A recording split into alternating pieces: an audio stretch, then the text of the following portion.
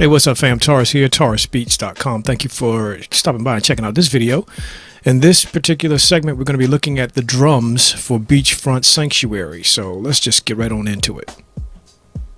Okay, so this is drum 2. So let's take a listen to what we have inside of drum 2.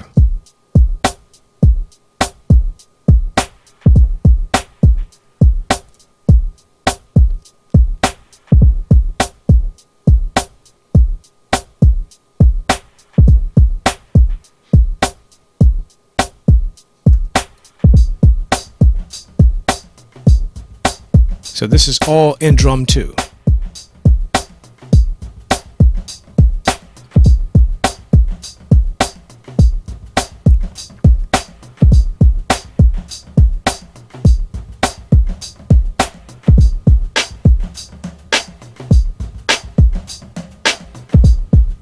Okay, so drum 2 is really like the core of the entire beat. I'm gonna mute this guy right here because this is actually a Dr. Octaresk with a drum loop in it, and I'm gonna play it for you now. Okay, so you hear the beat. This is the core of the beat right here.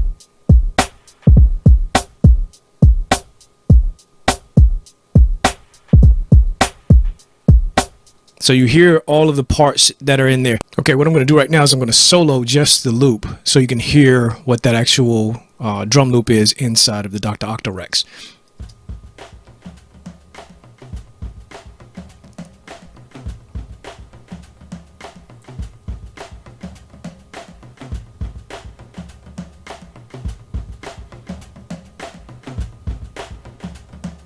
You can hear how the sound or the volume was increasing. That's because of this automation lane right here. So here's the actual loop lane inside of the sequencer, and here's the actual automation lane. And all I'm doing is I'm gradually increasing the volume of that drum loop. The drum loop itself has, it's just heavily processed. I have a lot of echo on it. I have a lot of reverb on it. And what I'm also doing inside of the Dr. Octaresk is I'm actually ping-ponging the sound from, one ear to the other. And in 4 beats, it makes a round trip, and it just continues to do that. So let's take a look at that real quick. So as you listen to it.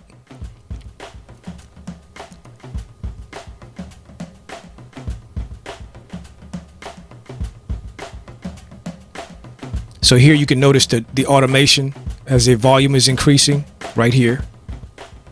See how it dropped back down? So let's take a look at the actual sound here.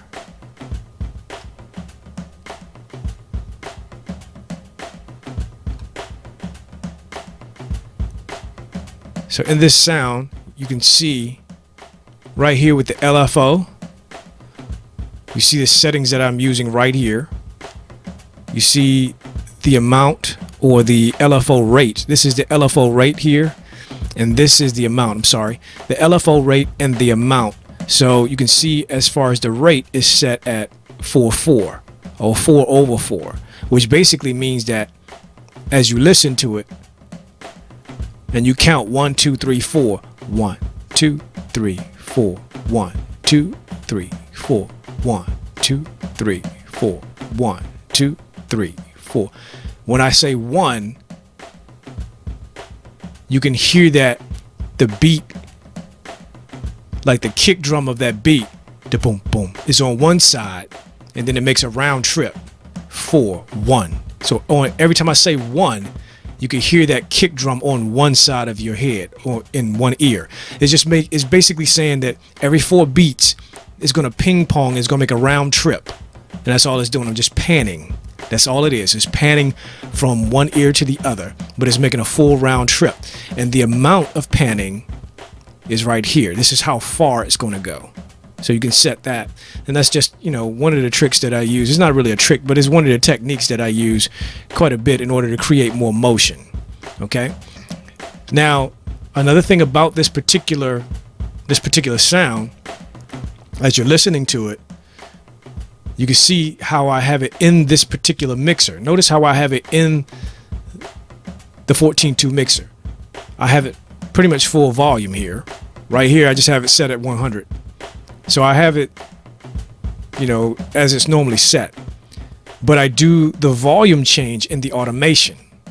And that's the important thing. I change the volume using the automation, not using the mixer here. Okay. Now, another thing up here is that you see where I have the reverb and I have the delay. You can see that I have them both set up here. Reverb amount and my delay amount. Okay. So these are just things that I'm showing you inside of, the drums itself. So without it, you don't have this particular set of motion. You don't have this dynamic that's playing right here. So let me go ahead and bring you back to the beat. And I'm going to take out I'm taking out the loop.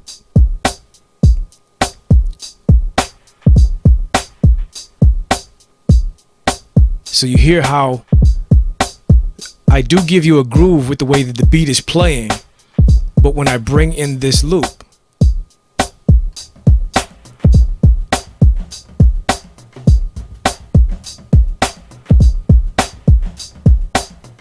you hear how that syncopation, that syncopated feel is giving you a lot more syncopation, a lot more rhythm. It's busier, yes, but notice that the loop is not overpowering. It's just fitting inside of the groove. That gives you more of the concept of what I'm doing, as far as mixing these two types of beats. So now that's just looking at one combinator.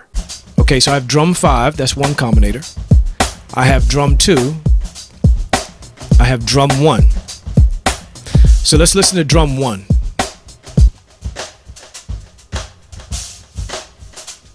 This is drum 1. This is the combinator on drum 1. Let's take a look at it. All right, inside of drum 1 combinator, we have a very similar setup.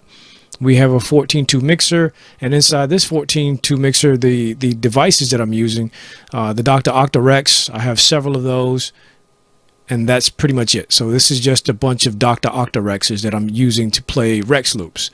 And these are percussion loops, usually drums and congas and things like that I put in.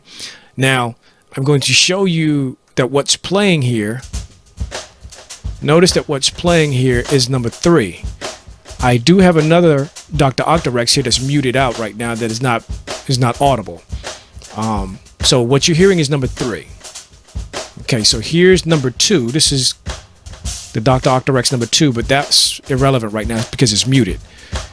Number 3 is the one that we're interested in. So taking a look at number 3, here's the actual device, and here's what's in the device that's playing, and here are the settings. So again, you should be able to hear. You hear how it's shaking. You hear how the movement of this particular loop. What I did is very similar. Check the LFO down here, and I'm doing a ping pong effect again. This time the rate and the amount are different. The rate is set at, there you have it, 2/4. So if you think of 2/4, what does that mean? It just means every 2 beats we're moving is on a 4/4 framework or 4/4, signature. But every 2 beats, we're making a round trip. Okay, so we come out of this one. Let's take a listen. All right, so I've already shown you drum 2. Drum 2 is the core of the beat.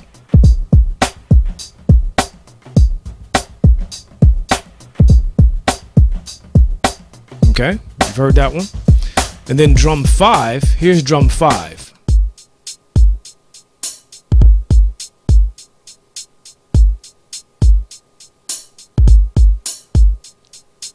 Drum 5 is simply just giving a fatter kick, a fatter rounder kick,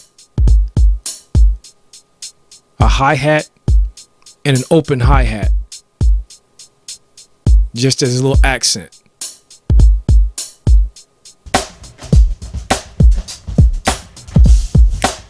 Now, there's one other combinator that's playing. I include it with the drum bus, but it's not really a drum. It's basically a sound or a supplemental sound. And this is a Kong, but what it really is a finger snap. So let's take a listen to this one all the way on the end. Kong 2 is just a finger snap. Now, you might be wondering, okay, the finger snap, yeah, it's such a small thing, but here's what I want to actually, give you as a technique. Inside of drums, when you're listening to drums and you're listening to all of the different parts, even when it's as busy as what I have here,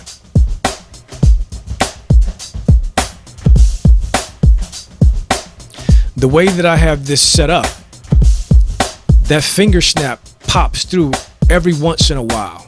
It doesn't come through all the time because it's not quantized. And that's one of the things about all of the drums. My drums aren't really quantized to anything. I'm hand playing them out. And because I've hand played them, I have my human mistakes. It's humanized. So, as a human plays it, it's going to be humanized. One of the things about that is that when all of these sounds are layered and stacked, sometimes this finger snap comes through, sometimes it does not. But when it does pop through, the listener catches it. It's like the brain detects it, and it's just one of those little things that pops out in the mix. So inside of the sequencer, this is what we have. So these are the drum sounds, all of them. This is the actual finger snap. These are those percussion lanes and the drum lanes right here. So these are the actual drum layers that are playing. Okay, so zoom in a little bit to show you. Okay, let's solo this first track down here. Okay, so this is the drum kit, one of the drums. This is a drum kit lane. And notice, in the sequencer, it's just the drums. It's not the percussion layer. It's not that drum loop going back and forth. Okay? It's just the drum, okay? As we move up, here's the percussion lane with the automation on it. And then finally, these other two up here,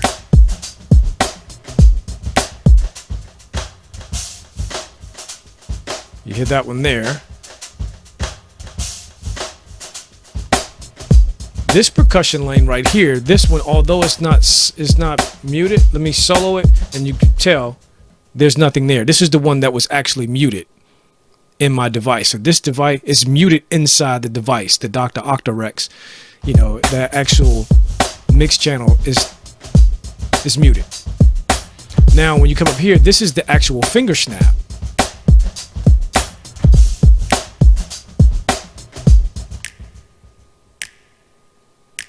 And there you have it.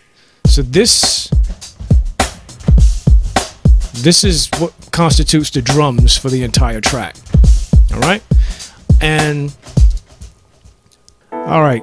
So what we're going to do right now is we're going to listen. This is the beginning, given the setup with the strings, piano. Got the shuffle of the percussion elements. And then we're just going to drop right into verse 1.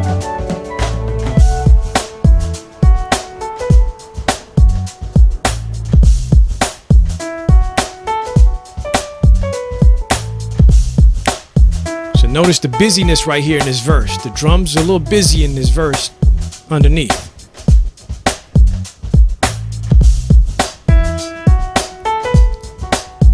Notice that hi-hat. It's the one big change there.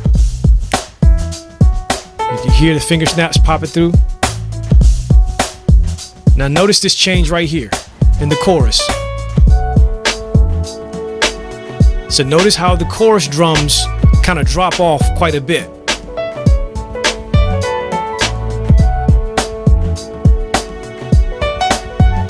Notice this right here. Coming back to the verse. And so starting to bring back the elements again.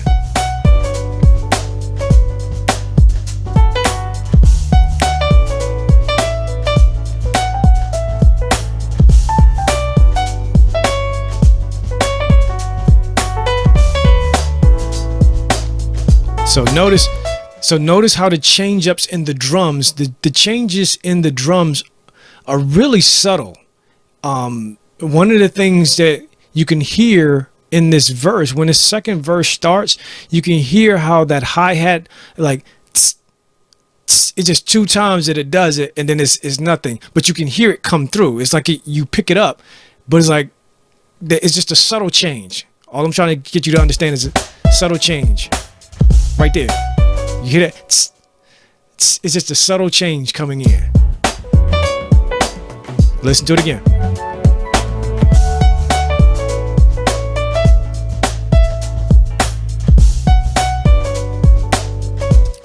Those two. I'm gonna play it one more time because it's little things like that. It's nothing big, but just notice how it impacts the entire track.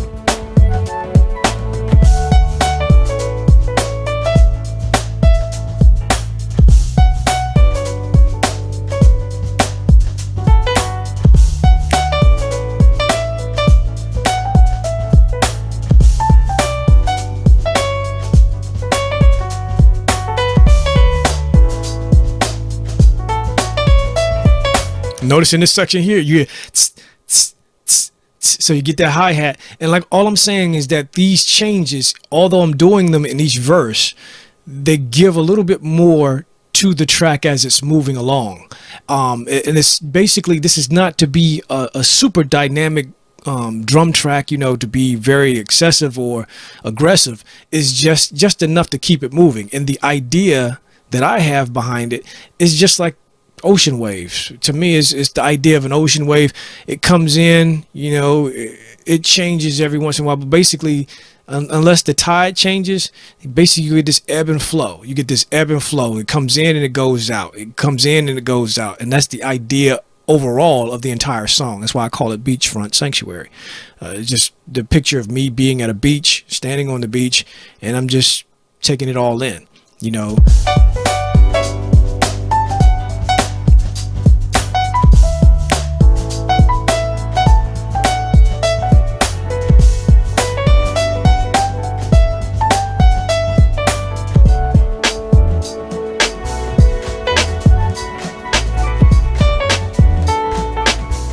Okay, so that's pretty much giving you the drums for Beachfront Sanctuary.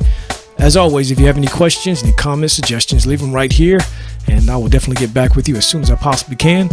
Remember also, if you want to get in contact with me, hit me up at TaurusBeats.com, and I will definitely get back with you there. And I ask that you do that, hit me up on email, because again, I am visually impaired, and it's the best way that I can actually read the emails, get the messages from you. If you hit me up by email, Taurus@TaurusBeats.com, I usually get that right away, okay? And also, if you have not subscribed yet, please hit the subscribe button, hit the notification bell so you can get the videos as I put them out. If you like the content that I'm putting out, please hit the like button, you know, comment, and share. Share what I'm sharing here, especially with somebody else who is actually on a music journey like yourself. Keep watching for the other segments as far as me breaking down and walking through the bass, the piano, and all of the other pieces of this song. Thanks again. Take care of yourself until next time. Grace and peace.